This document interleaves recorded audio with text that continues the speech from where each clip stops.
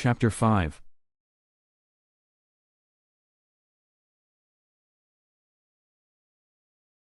Good morning, Malachi, David announced to his son as he turned on his bedroom light. It's time to rise and shine for you, buddy. But Dad, I'm not feeling good, Malachi responded from under his covers, without even looking to see his father. Well, it's alright. I've tried that excuse before also. But only you're not supposed to learn that trick on your first day of kindergarten. Maybe the second grade or third grade, but certainly not kindergarten, Dave continued as he now pulled the blanket off of his son. But Dad, Malachi protested as he held a tight grip, with one hand on the edge of the fabric. But nothing, bud. You were already told that you would be getting up at 6 o'clock. This means that you need to brush your teeth, wash your face, eat breakfast, and feed your dog. David was used to getting up at early hours to prepare for work and then eat breakfast with his wife.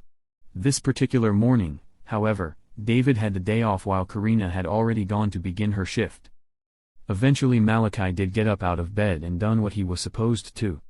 Slowly. Well, bud, today you are gonna have it a little easy because I'm driving you to the school. Tomorrow, however, you will be riding the bus, David pressed. Then, grabbing Malachi's coat, he guided his son, by the shoulder, to the front door of the house.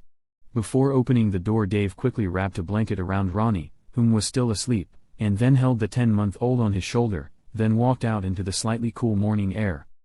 The elementary school that Malachi would be attending was called Sunset Elementary. As they pulled up to the school, Malachi had immediately spotted Lloyd, with his mother, standing outside the building. As David and his son stepped out at the car, Malachi ran up ahead towards Lloyd. "Hi, Lloyd," Malachi yelled at his friend. "HL Malachi," Lloyd responded, and then looked up to his mother. "Mom, can I go play with Malachi, please?" "Well, if that's alright with his dad. You know that today to Malachi's first day in this school. David is probably gonna want to meet Malachi's teacher," Mrs. Bruce continued as she watched David climb back into the car to get Ronnie. "Hi, Malachi. You want to go play in the back of the school?" Lloyd asked as his friend arrived to his side. "Lloyd, I told you to ask his father first, I meant it," Mrs. Bruce warned. "Okay, Mom." Lloyd had a regular habit of trying to get away with not listening to either at his parents. Often, since Malachi and his family moved in next door, Lloyd had spent a lot of time grounded. "Hello, Mrs. Bruce," David said as he approached her. "Hi, David, how are you?" "Dad," Malachi rudely interrupted. "Can Lloyd and I go play in the back? The school has a playground back there." "Yes, Malachi. But first you need to apologize to Mrs. Bruce for interrupting her when she was just talking to me." "You know better than that," David said with a slight tone of anger in his voice. "I'm sorry, Mrs. Bruce," Malachi said as he looked down to the ground. "Well, Malachi, just show me that you're sorry by not letting it happen again. Understand what I'm saying?" "Yes, ma'am, I understand." "Good, now you two go and play while Malachi's dad and I have some time to talk together." Mrs. Bruce, though her personal efforts with her own son had often failed, was about David's age and had always shown a large amount of respect towards others and expected her son to do the same. "Well, once again, how are you doing, David?" Mrs. Bruce asked as she patted Ronnie on the back. "Oh, I'm doing alright. I had a struggle getting Malachi up this morning for school, but beyond that everything else is going good." "I know what you mean. I used to constantly have problems with Lloyd last year, when he first started kindergarten." "Yeah, but did he try to pull the 'I'm sick' excuse on his first day of kindergarten?" David asked as Mrs. Bruce's jaw about dropped. "No. I guess that Lloyd isn't the better liar," she joked back to David. "I wouldn't say that Malachi is such a liar, but I'm surprised that he came up with that excuse on his first day though." Soon David and Mrs. Bruce both went into the school and spoke to the teachers that would be teaching their kids. Malachi's teacher, Mr. Spaulding, seemed to David to be a decent person. Malachi's teacher briefly reviewed different items that would be expected out of David's son. David couldn't help but to think to himself that it was like only yesterday that he was finishing high school. Then, as the school bell rang, all of the kids began to pour in from outside. Malachi had followed behind the majority of the children, yet, surprisingly, had found his way to the correct room. "Hi Malachi," David said to his son as he entered the room. "This is your teacher, his name is Mr. Spaulding and, just so you know, he will tell me if there are any problems." As David said this he winked at Malachi's teacher as a hint to him to back up what he had just said. "That's right Malachi, today we will be discussing the rules. After today, however, you will be in trouble if you break any of the rules either here in the classroom or out on the playground." "All right," Malachi answered, and then looked up to his father. "Dad, you know that I follow the rules at home. Why do you think that I might not follow the rules here at school?" "Malachi, I'm not accusing you of breaking any rules, though it would have been nice if you had moved a little quicker this morning." After a few weeks Malachi had grown to like going to school where he had found many new friends. He had also liked his teacher, Mr. Spaulding, who had, in return, shown a level of enjoyment and respect towards Malachi. "Malachi, you're a very smart and brilliant child. I like to see that." Malachi's teacher had discovered that Malachi was a very quick learner, and in fact noted that he had an excellent vocabulary for a 6-year-old. Mr. Spaulding had a saying that he had trained the entire classroom to say whenever someone had said that they can't do something. This saying was "You can, you will, and here's how." This was said by all of the students, in perfect chorus, each time the word can't was said. Outside of school Malachi had also maintained his duties to his little brother, Ronnie, and had also stayed on top of taking care of his dog as well. As the month of November rolled around Ronnie was able to stand, and then, walk for a short distance. Ronnie had also grown in all of his teeth. Along with this, however, his canines. And, like his older brother, were about twice the size of his incisors and molars. On the 8th of November, Ronnie's first birthday, it was time for Ronnie's first official dental appointment, and then another appointment with Dr. Redding. "Well, I just can't believe that I'm seeing this, now for the second time in my life, again. It must be a genetic thing. Karina, are you sure that you're not related to a vampire?" Dr. Knox joked. At first Karina didn't realize that the doctor was in fact joking by his statement. "Why? Why would you say that?" Karina asked extremely defensively. "Chill out honey," David said. This was the first time for a long period of time that both David and Karina were able to be at a doctor's appointment for one of the kids. Everyone knows that vampires are a myth. Dr. Knox is only joking. Then, right after the dental appointment, Ronnie had an appointment with Dr. Redding. "Well guys." Pausing for a moment as Dr. Redding looked at Malachi's medical file, comparing it to Ronnie's. "Everything, from the low body temperature of 73.1, to the holes in the roof of his mouth is identical to Malachi's. In fact, if you two would like, I can put more time into researching the issues between the kids, to see if I can find out some answers for you." "No." Karina spoke up immediately. "I don't know if that would be necessary to spend all that time on figuring this stuff out. I'm sure that the kids will be just fine. Look at Malachi, he's been just fine. Each child is meant to have some differences." "Well, Karina, you're right, each child is unique, however, we're not talking about a birthmark, skin pigment, color of hair, height, or body build. We're talking about the kid's health." Mrs. Declue. As Dr. Redding continued, he sat on the edge of the counter in the examination room, removed his glasses, and looked at both David and Karina. "We know, obviously, what differences the kids have right now. The only reason that I would like to do some research is so that we may be aware of possible future problems." "But Dr. Redding. Mark. I don't want a situation to where a lot of people know about the differences within our children. It's bad enough that their teeth, that cannot be hidden or removed, show the world that something is different. The last thing that we need is for people to know, or find out that there are a whole bunch of differences.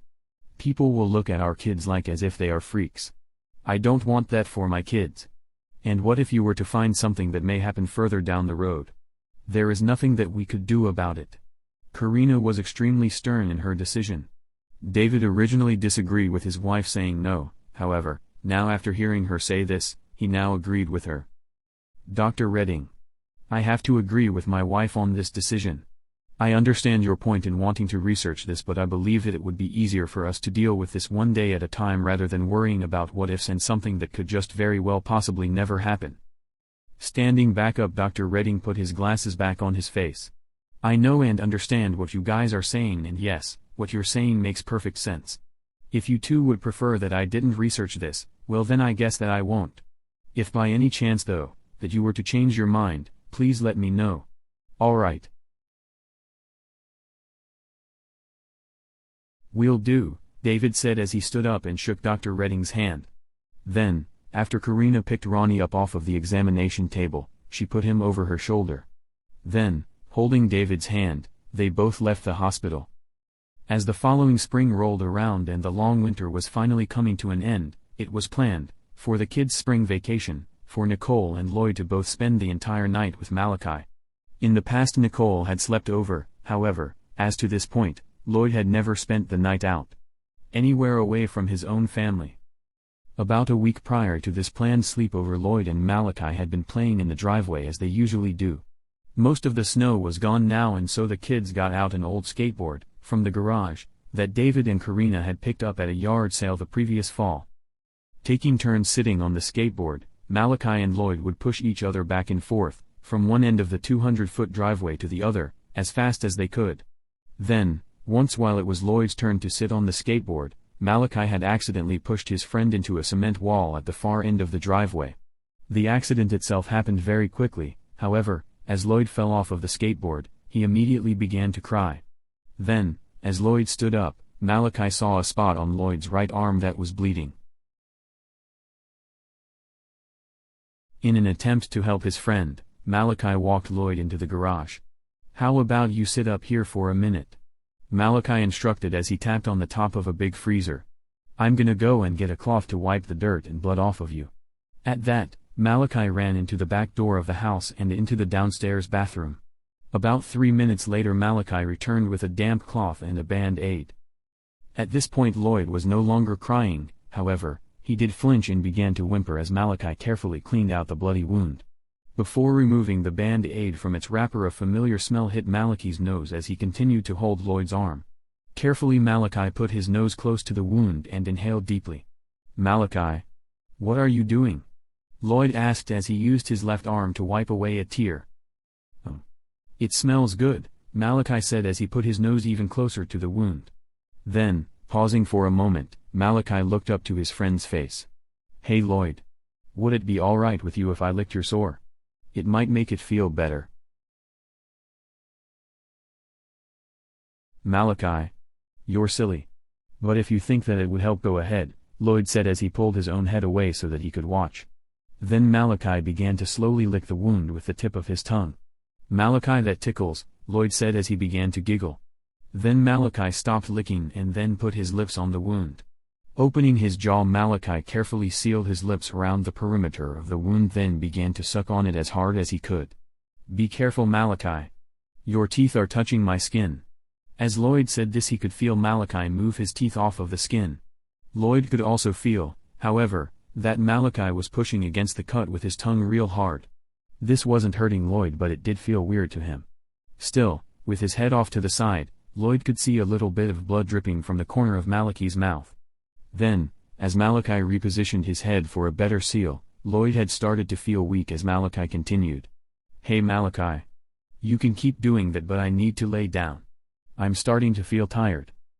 Karina was just pulling into the driveway for lunch, with the patrol car, as she noticed the skateboard was left out in the driveway. Then, as she looked again, she could see that the garage door was open as well. "Malachi," Karina yelled down the length of the drive.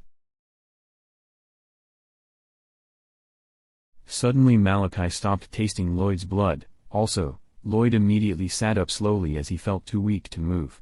"Come on Lloyd. I'll help you down," Malachi whispered. And then seconds later Karina came into the garage.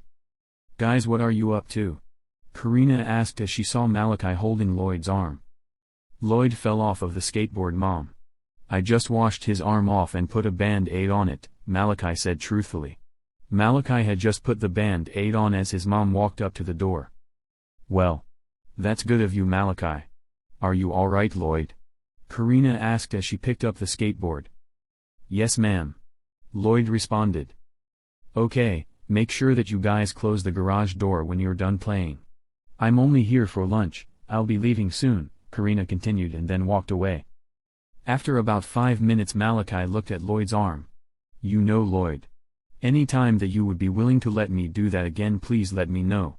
Malachi, even though he had just gotten some blood from Lloyd, already had a thirst for more. Just the sight of the band-aid on his arm made the thirst seem stronger. Well, any time that I'm over here you're welcome to try it again, Malachi. We just need to make sure for now on that I'm laying down. I thought for sure that I was gonna fall asleep, Lloyd continued as he looked at his small injury, through the band-aid.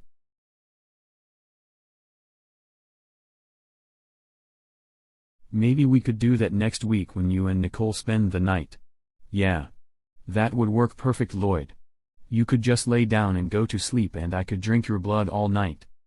Lloyd didn't really have a problem with letting Malachi do this. He did feel, however, that Malachi was a little weird. At the same time though, Lloyd had felt that Malachi was his best friend. Hey Malachi. I don't think that anyone else should know about it. I know that, Lloyd.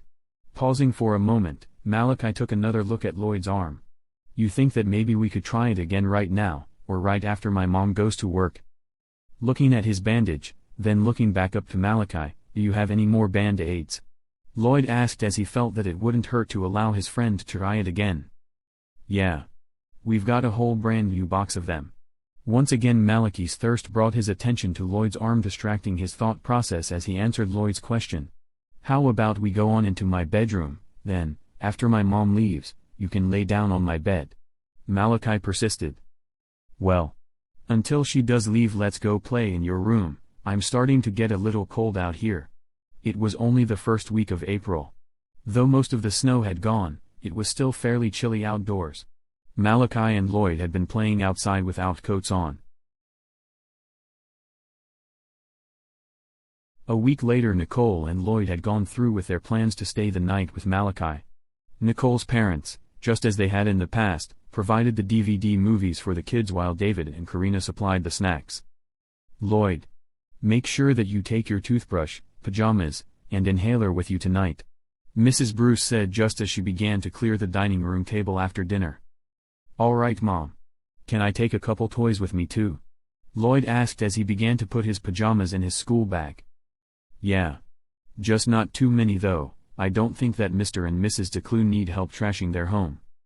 About 20 minutes later, 7 o'clock, Lloyd and Nicole were at Malachi's house preparing to watch a movie. Hey Malachi. Lloyd spoke up. Yeah, Lloyd? Malachi responded just as he had pushed the play button on the DVD player. Do you want to do that tonight?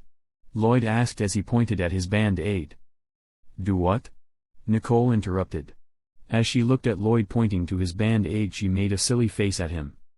Yeah, I do. Malachi answered as he put his index finger to his lips to hush Lloyd.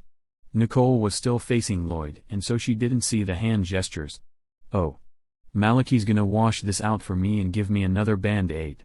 Lloyd's excuse came in at perfect timing and, in a way, was once again true. To an extent. That night, just as the second video, The Lion King, was coming to an end, Malachi and Lloyd both noticed that Nicole had fallen asleep. Are you ready, Lloyd? Malachi whispered. Yeah. Wait a second while I take this band-aid off though. It's sticking to the hair on my arm, Lloyd whispered back to his friend. Then, seconds later, Lloyd leaned towards Malachi and whispered to him that he got the bandage off. All right. How about you lay down and pull the sleeve of your shirt up? Then, if you feel tired at all you have to do is go to sleep. I can put a new band-aid on you when I'm done. Then, as Malachi finished what he was saying, Lloyd pressed his head deep into his pillow and relaxed. With all of the lights within the house off now, Malachi felt around with his nose to make sure that he had found the right spot. Then, with Lloyd's assistance, by guiding Malachi's mouth to the wound, Malachi carefully sealed his lips around the bloody sore once again. Shortly after Malachi had began to suck on Lloyd's arm, Lloyd could feel Malachi's tongue tearing through the scab that had formed on the abrasion. This had hurt at first, and Malachi himself knew it did by Lloyd flinching. But then soon Malachi could feel Lloyd relaxing his arm as it no longer hurt. "Malachi. Be careful with your teeth, I can feel them." Though it wasn't intentional, Malachi almost wondered what it would feel like to sink his teeth into the tasty flesh. The blood itself was extremely good. Like the steak that he had bitten into before that had tasted so good. He couldn't help but to wonder if his friend's muscle could taste just as good.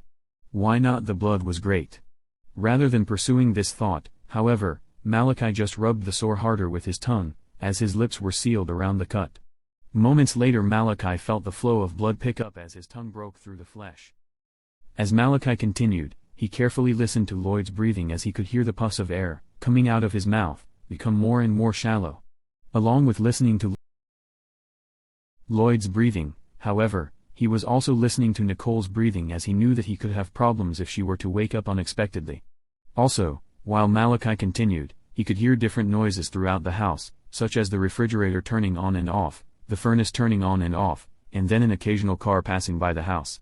Through each one of these sounds Malachi would momentarily stop as he would listen until everything went silent. Then, once again, harvest. After about 2 hours Malachi had tilted his head in a way that had caused him to touch Lloyd's chest with his forehead. When he done this he quickly realized that his friend was very cold.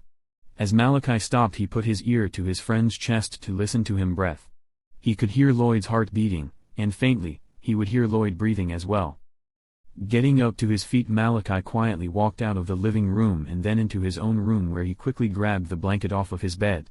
Then, as he headed out to the living room again, Malachi carefully listened for any noise from his mom's and dad's room.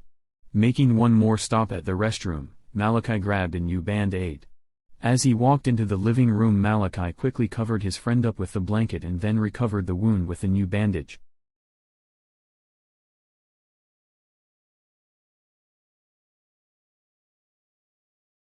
It was about a week later, as Malachi and Lloyd were walking home from the school bus stop. It was relatively warm outside and the kids were trying to decide what to do for the weekend. "You know, Malachi, we only have about 4 weeks of school left for the year." "Yeah. I can't wait. The last couple of weeks have gone by real slowly," Malachi said as he kicked at a pebble that laid on the ground. "Hey Malachi. Have you ever tried to climb up those sand rocks over there?" Lloyd asked as he pointed at a set of sand rocks that sat in the far back edge of Craig like an oasis. "No. Actually I've never been even around them. The closest that I've come to them is by standing in my yard. At that, you can barely see them with the church in the way," Malachi continued. "Well, how would you like to climb them this weekend? I've been on them before and I think that it's fun. There is a section of them that is called Witch's Crack. It's steep but it's easy to climb. How would you like to come along with me?" "Yeah, that sounds like fun. Do you think that we should ask if Nicole wants to come along?" "No. I think that doing something like that should be only for us guys," Lloyd said and then listened as the two of them heard a siren off in the distance. For the rest of the way home Lloyd nor Malachi said another word, they just listened as they heard, not just the one, but rather several emergency vehicles traveling off into the distance. As both of the kids arrived at home, separating at Malachi's driveway, Lloyd looked up towards Malachi. "Hey Malachi." "Yeah." Malachi responded as he stopped to face Lloyd. "Do you think that maybe I could stay the night at your house tonight then you and I go up to the sand rocks in the morning? I'm sure that my parents wouldn't have a problem with it. We don't have school tomorrow. Ask your mom and dad and then let me know." "I'll ask my dad right now," Malachi said as he turned to walk up the steps. That night Lloyd did stay the night with Malachi and then, after Karina and David said yes, they headed up to the sand rocks early the following morning. "Well Malachi, do you want to start from the top or the bottom?" Lloyd asked as they approached the beginning of the rocky face. Then, while pointing at a trail that split into 2 trails, he continued. "See, if you take the trail it takes you to the top of the sand rocks. Or, if you take this one it'll take you to the bottom. Which do you think would be better?" Malachi asked as he wondered what difference that it made. "Well, if we take the trail towards the bottom then we have to climb up Witch's Crack, if we were to take the trail towards the top then we have to climb down Witch's Crack. Personally, Malachi, I'd prefer to climb up. I guess that means that we need to take the trail towards the bottom then. Right? Yep. Then, after we climb up the sand rock, we'll take the trail, from the top, back to here. Lloyd finished, and then both of them took the bottom trail. With Lloyd leading the way, and Malachi tight on his ankles, the two of them walked for about 20 minutes before Lloyd slowed down and pointed at a crevice going up into the face of the sand rocks. "This is it, Malachi. Witchel's crack," Lloyd announced as he pointed up high. Standing at the base of the sand rocks, looking up, you couldn't see where the crevice ended nor where the top of the sand rocks was. It seemed as though all that you could see was rock and then the sky. Lloyd had immediately went and stood on the sand rock and began to find himself little jags of sand rock to use as foot rests and finger holds. "Malachi, all that you've got to do is put your hands and feet in the same places as I do to climb up. Be careful though. It's a long fall if you slip." Even Lloyd himself had thought that he was exaggerating, but in reality the top of the sand rocks was at least 200 feet and then 300 feet in some of the areas, including Witch's Crack. Following close behind, Malachi had used every foothold as Lloyd. Then, after they had climbed up about 80 feet, Lloyd stopped. "What's wrong, Lloyd?" Malachi asked just as his foot almost slipped out from under him. Then, just as the words left his mouth, Malachi suddenly smelled the strong rich aroma that had often caused him to drool. "Lloyd, are you bleeding up there?" At this point Lloyd was about 10 feet ahead of his friend when he had accidentally put his hand into a cactus plant. "Yes, Malachi. I've got cactus needles in the palm of my hand, and I can't get them out." Without the use of his one hand, Lloyd wasn't able to move up nor down the crevice. "All right, hold on a minute, Lloyd." Looking up, towards Lloyd, Malachi climbed up closer, at first, up to just his feet. "Lloyd, I'm gonna climb up to where I will be right between your legs. Don't move. Just wait for me." "Okay. I'm waiting." Lloyd had almost began to cry as he felt that he might be trapped on the sand rocks. Then, looking down, towards Malachi, between his own legs, he continued. "What are you gonna do, Malachi?" "I'm gonna try to go between your legs and then between you and the sand rock. Just hold on a minute while I do that." Even though the aroma of blood had pressed Malachi's thirst, Malachi's current intentions was to save his friend. "Okay, here we go, Lloyd. Now listen, I want you to give me your hand, Lloyd, the one with the cactus needles in it. I'm going to pull the needles out for you, alright?"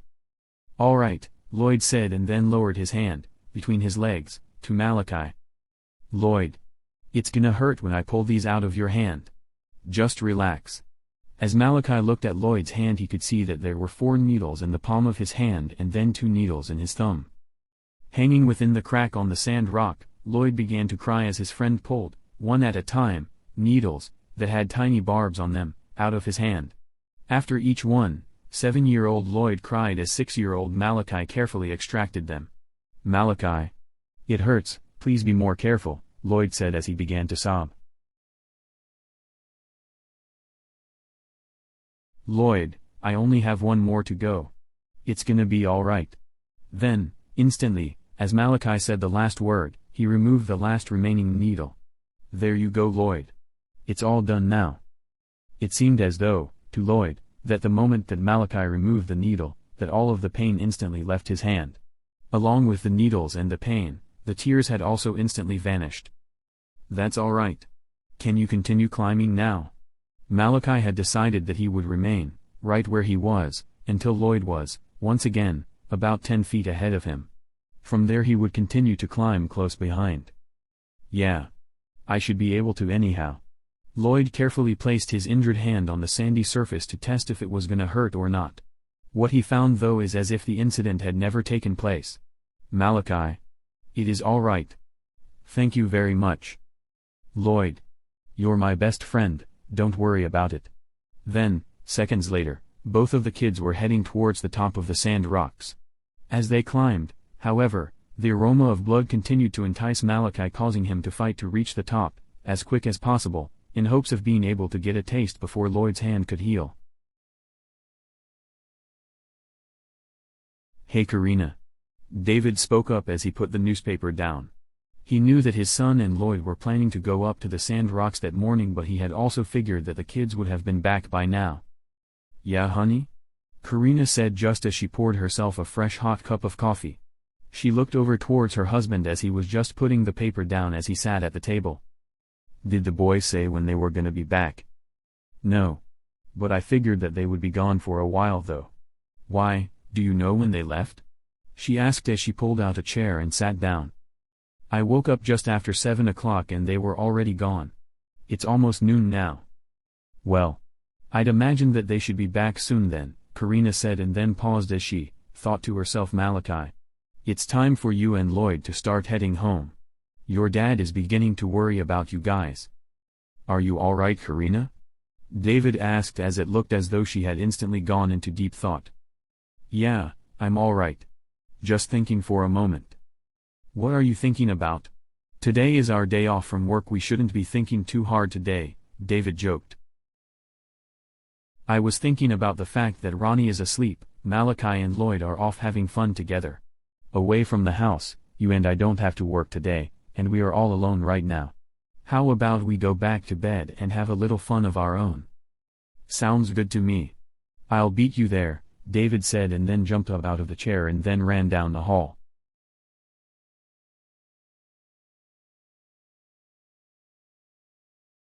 Malachi and Lloyd had just reached the top of the sand rocks and were looking over, from the top, at Craig. You could see the whole town, including the Sunset Elementary School, that had a bright red roof. Shortly after they reached the top, Malachi had a feeling that his parents wanted them to come home. He had also felt that his father may be worrying about them. "Well, Lloyd," Malachi started as his thirst for the smell of his blood grew, "I think that we're gonna have to head home now." Then Malachi paused. "Let me see your hand, Lloyd." Lloyd put his hand in front of Malachi. "It's still bleeding a little. Most of it has stopped now though. And that's only because I've got sand caked on the palm of my hand." Taking Lloyd's hand up in his own, Malachi carefully wiped the sand off with his shirt. As he did this, a couple of the spots that had stopped bleeding had now began to bleed again. "Let me have some of this blood," Malachi said as he pulled Lloyd's hand close to his own face. "Go ahead.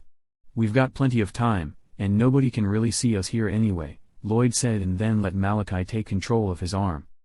"No. We still have to hurry home. Or at least start heading home. My dad is worrying." Then, as he finished talking, he put Lloyd's hand over his own mouth and began to suck as hard as he could. For about 10 minutes Malachi continued to get what blood that he could, but then gave up. The small holes, caused by the needles, were just too small. Just as Malachi gave up, he was tempted to bite into the bony frail hand but fought off that urge. On the way home, Malachi and Lloyd talked about the possibility of someday going back to the sand rocks. "You know, Lloyd, tomorrow is my birthday. If you would like, you could probably spend the night again." "That sounds cool," Lloyd responded. "You know, my birthday is only about a week from now. Maybe you could stay the night at my house then." "Hey Mom and Dad. We're back," Malachi yelled as he walked in the front door with Lloyd. Without hearing a response, the kids headed up the stairs and then towards Malachi's bedroom. Then, just as they had almost reached the room, David suddenly opened up his bedroom door. "Hey guys. I'm happy that you made it back," David said, then looked at Lloyd's hand. "Lloyd. What happened to you? Let me see your hand." As Dave stepped out of the bedroom, it looked as though he had just threw his pants on. "Dad. When we were climbing on the sand rocks, Lloyd accidentally put his hand on a cactus plant. I pulled the needles out for him. They hurt him real bad." Just as Malachi finished his explanation of Lloyd's injury, his mom came walking out of the bedroom. "Mom. Being that it's almost 3 o'clock in the afternoon, I'd say that you're really having a bad hair day," he continued as her hair was a very serious mess. "Well, thank you, Malachi. I guess that I've just had a few fast-moving hours," she responded, and then winked at her husband. Malachi saw his mom wink at his dad. "Mom. You and Dad are acting weird today. Are you sure that you and Dad don't need to go back to bed?" At this comment, Dave and Karina both looked at each other. "Well, honey," as he said, "are you ready for another round?" David asked. "Sounds good to me, honey." "Malachi. It's nice outside today, how about you two go play in the yard? Karina suggested. Okay. But, Mom, can Lloyd stay another night? Tomorrow is my birthday? Malachi begged. Yeah. If it's all right with his parents, Karina said, and then followed her husband back into the room. Then, opening the door real quick and sticking her head out, she continued. Lloyd, make sure that it's all right with your parents first. Understand me? Yes, ma'am. And thank you, Mrs. DeClue, Lloyd said as him and Malachi gave each other high fives. Hey Malachi. How about we take some of your Power Ranger toys outside? Okay. Let's go get them.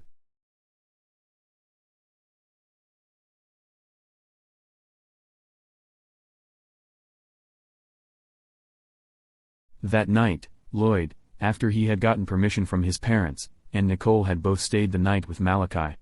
The following day, Malachi's birthday. All three of the kids, four if you count Ronnie, had enjoyed Malachi's 7th birthday.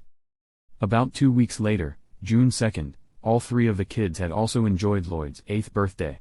This particular day had been the first time that David and Karina had allowed their son, Malachi, to sleep out away from their own home. It was an odd feeling not having their son at the house. With an exception of Ronnie being at home, it seemed to David and Karina that the house was deserted. Along with Malachi spending the night that Monday, it was also planned that on that following morning, Lloyd's birthday, that David would do the Bruce family a favor by taking Lloyd to a doctor's appointment with Dr. Redding.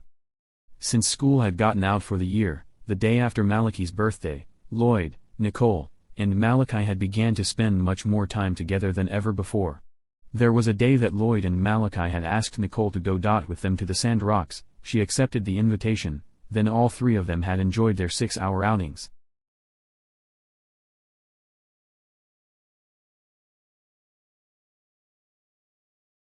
About a month later, on 4th of July, the DeClue family, Mrs. Sanchez, and Nicole's family, the Mopes, had all decided that they would, together, spend the holiday celebrating. This celebration stretched from the city park swimming in the pool, to the Moffat County Fairgrounds. In between, Nicole, Lloyd, and Malachi had perhaps the most fun of their lives. Well, David spoke up just as they were preparing to leave the fairgrounds after the fireworks. We're gonna have to do this more often. Everyone had fun and all of the kids are accounted for, David joked. You're right. This definitely was an excellent day. Mr. Bruce agreed with David. Next holiday is Thanksgiving. Maybe we can do this again. 9 days later, on July 13th, Lloyd had woken up early in the morning. As he made his way out to the kitchen, he quickly realized that he was the only one awake. Pouring himself a bowl of cereal, he sat down at the kitchen table and tried to decide what to do for the day. As Lloyd finished eating, he looked outside, hoping that maybe he would see Malachi playing out in his driveway. It wasn't quite daylight out yet. It was early dawn, and so there was a little light. As Lloyd looked up to Malachi's window, from his own living room window, he wondered to himself if Malachi just might be awake. Then, just as the thought crossed his mind, he saw Malachi's bedroom light flicker on, and then the curtain opened as Malachi stood there looking back at Lloyd. As he continued to stare back at his friend, he saw Malachi waving his arm for him to come outside. Walking away from the window, Lloyd went to the door and quietly, to not wake his parents up, opened the door. Still wearing his pajamas, and walking barefooted, Lloyd stepped out into the porch. The cement felt cold under his feet, but he had decided to go out anyway to visit Malachi. Walking off of the porch and onto the sidewalk that led to his own driveway, he walked around the hedged bushes that separated his drive from Malachi's driveway. As he reached the foot to the DeClue's driveway, Lloyd could see Malachi coming out of the garage at the far end of the cement pad. Raising his hand and waving real quick towards Malachi, he quietly shouted, "Hey Malachi. Here I am. Come on Lloyd. Come down here into the garage," Malachi said as loud as he could without yelling. As Lloyd made his way to the garage, he could see that Malachi was also out with his pajamas without shoes. "Hey Lloyd. I think that we should play out here so that we don't wake my parents up." "Okay." Malachi was now talking in a normal tone of voice rather than being quiet. "My parents won't hear us so long as we're not too loud." "What do you want to do, Malachi?" Lloyd asked, still whispering. Then, As Lloyd looked down to the floor, he saw that Malachi had most of his Power Ranger figures scrambled into one pile. "Lloyd, you don't have to whisper. We can talk like normal out here. Just don't yell." Then, as Malachi sat Indian style around his toys, he handed a couple to Lloyd. "Let's pretend that there is a big war." Using his hand to divide the remaining figures on the floor, we'll pretend that these guys here are the bad guys. And then, pushing the separated figures off to one side, we'll pretend that these ones are the good guys. Quickly kneeling down to one knee, Lloyd grabbed a couple of the figures and then stood back up. "I'll put these guys up here." Lloyd pointed to a higher shelf, just over the big freezer. "These guys can protect the other good guys from the air." As Lloyd climbed up onto the freezer, Malachi picked up a couple of the figures and then walked over to a coal pile in the corner of the garage. "Then these guys can guard from this mountain over here." Suddenly, Lloyd slipped off the edge of the freezer, causing a loud bang sound that caused Malachi to jump and spin just as he saw Lloyd land on the floor. Moments later, Lloyd began to cry as Malachi came and knelt down by his side. "Are you all right, Lloyd?" Malachi instantly saw some blood on the floor, then looked up to find a nail sticking out of the wall. "Where are you bleeding from, Lloyd?" "My arm." Lloyd continued to lay on the floor for a moment and then, after he saw his blood on the cement, began to cry a little louder. "Shh! Lloyd, we have to be quiet, or we'll get into trouble," Malachi said as he used a hand to cover his friend's mouth. Then, as Lloyd did quiet down, he sat up to get a better look at his own arm. "Lloyd, that does look pretty bad. It might need stitches." "No. That will mean that my parents will know that I left the house without permission." Lloyd was still crying, yet not quite as loud as he was. "Well then, let's sneak up to my bedroom and then I'll clean it up and bandage it for you. But between here and there you need to stay quiet so that we don't get into trouble. You know that my bedroom is just across the hall from my parents." Seconds later, Lloyd had stopped crying as Malachi used an old towel to wipe the blood off of the floor. Then, as Lloyd continued to bleed, both of the kids went through the corridor, into the basement, up the stairs, and then into Malachi's bedroom. "Go ahead and lay down on my bed. I'll be right back." Then Malachi turned and walked out of the room. Just a few seconds later, Malachi returned with a damp towel and the whole box of Band-Aids. Kneeling down beside the bed, Malachi carefully wiped a little bit of blood and dirt that had run down the length of Lloyd's arm. Instantly, as Malachi done this, the aroma of the thick rich blood immediately caused Malachi to begin drooling. "Hey Lloyd. I've got this cut cleaned out. Would it be alright with you if I had some of the blood?" As opposed to the times before this, Lloyd's cut was bleeding fairly fast, causing Malachi to continuously have to re-wipe it to prevent allowing the blood to get onto the bed sheets and Lloyd's pajamas. "Yeah. Go ahead." Lloyd managed as he felt that he was gonna start crying again. The cut was on Lloyd's lower left arm. After answering Malachi, Lloyd used his good arm to wipe a few tears off of his cheek. As he did this, he turned his head to look away from Malachi. He had decided that he didn't want to watch as he had done in the past. Then, moments later, Lloyd felt Malachi put his mouth on his arm. As opposed to before, the blood seemed to almost pour into Malachi's mouth, causing him to keep resealing his lips around the cut. Without biting Lloyd, Malachi allowed himself to rest his long canines against the skin, then, spreading his jaws a little wider, allowed Lloyd's left radius, the thicker of the two bones that make up the forearm, to slip in between his canines and his lower jaw. Like this, Lloyd's arm was basically locked into position as Malachi continued to harvest. Pushing his tongue deep into the wound, Malachi felt a little pop from within Lloyd's arm that suddenly caused the flow of blood to pulsate. This pulsating feeling almost tickled the entire front of Malachi's inner face. With the rich taste of the blood, the warmth of the blood, in the back of his throat, the pulsating feeling, and knowing that his friend allowed him this moment of pleasure made Malachi feel as though he was on top of the world. About 10 minutes into his harvest, Malachi realized that the flow of blood was starting to slow down. Quickly, to try to prevent the flow from stopping, Malachi forced his tongue, once again, deep into the wound. Seconds later, however, the flow of blood came to a complete stop. Pulling Lloyd's arm out of the vise of his own jaws, he sat there for a moment staring at the wound, wondering what caused the flow of blood to stop. Then, Looking up into Lloyd's face, it looked like, to Malachi, that Lloyd had gone to sleep.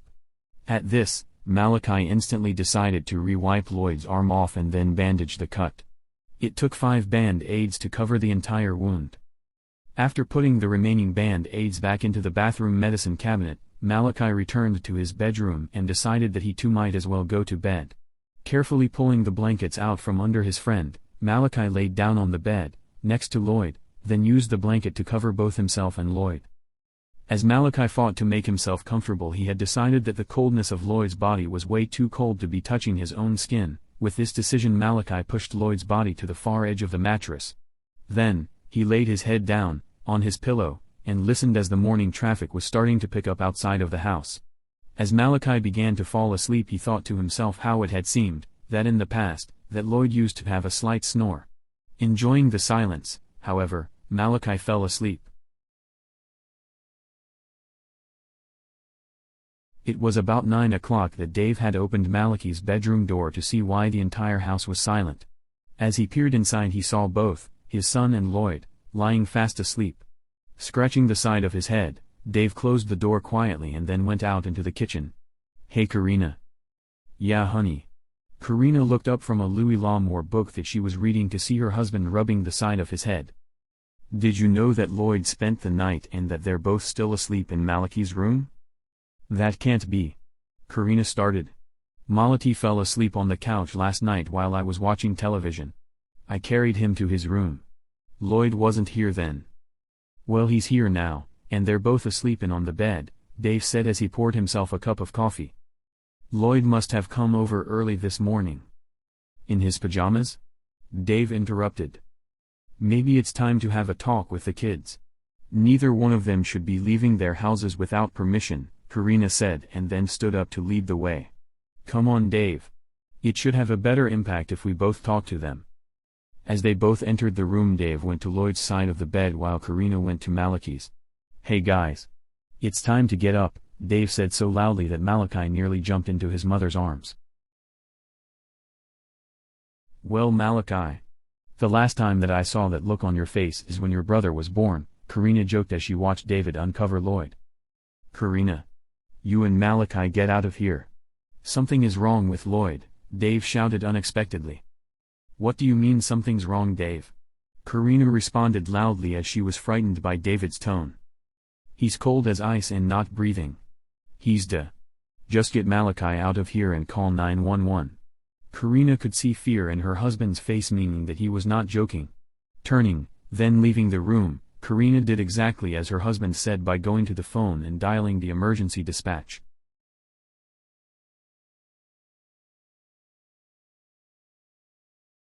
"It's the police." Jumping up out of bed, Mr. Bruce quickly threw on his bathrobe, then headed out to the living room. "What's going on, honey?" Mrs. Bruce shouted from the bed. "I don't know. Someone is pounding on the door hollering that they're the police." Then, as Mr. Bruce opened the front door, he found himself staring at a police officer in uniform. "Sir. Are you Mr. Bruce? Father of Lloyd Bruce?" the officer asked as he seemed to be searching, visually, the living room from the porch. "Yes, I am, officer. Is Lloyd in some sort of trouble?" Mr. Bruce was obviously nervous by the question and automatically expected the worst. "No. He's not in trouble, Mr. Bruce. Can I come in to talk to you?" Without another word, Lloyd's dad let the officer in. Seconds later, Lloyd's mother came into the living room as well. "Ma'am. Are you Mrs. Bruce, Lloyd's mother?" "Yes, I am, officer. What's going on with Lloyd that is so urgent? He's never been in trouble." "Folks. I think that it would be a good idea for both of you two to have a seat. I'm Officer Ney of the Craig Police Dep. Why are all of those patrol cars over at the Declue residence?" Mr. Bruce interrupted. "Because, Mr. Bruce, there has been an accident involving your son." Officer Kim Ney, Karina's regular partner, had rarely been in a situation to where he had to explain the death of a child to his or her parents. In the past, he had relied on his partner to sew this part of his job. Obviously, in this particular death, his partner Karina was unable to do so. "What do you mean an accident involving our son, Officer Ney? Lloyd is in his bed asleep. I checked on him before I went to bed last night." Mrs. Bruce said just as her husband went to look in Lloyd's bedroom. "Honey," Mr. Bruce said as he returned to the living room. "Lloyd's not in his room." "Folks, listen. Mr. and Mrs. DeClue found your son in Malachi's bedroom this morning. They thought that both of the children were asleep. As they tried to wake the kids, to find out why your son had stayed without asking first, they found that your son had died in his sleep." "Died in his sleep?" Mrs. Bruce screamed. "He's only 8 years old. How did he die in his sleep?" Mrs. Bruce had now started to cry as her husband hid his face within his hands. "I wanna see him. There's got to be some mistake," Mr. Bruce said as he lifted his head, uncovered his face, and then began to shake. "That's fine, sir. Your son is still in Malachi's bed as he was found. All that you need to do is come over with me. We're waiting on Dr. Redding to show up." Kim, though he had completed his task as an officer, had now tried to prepare himself for what is usually the hardest part of a parent losing a child: seeing the kid dead.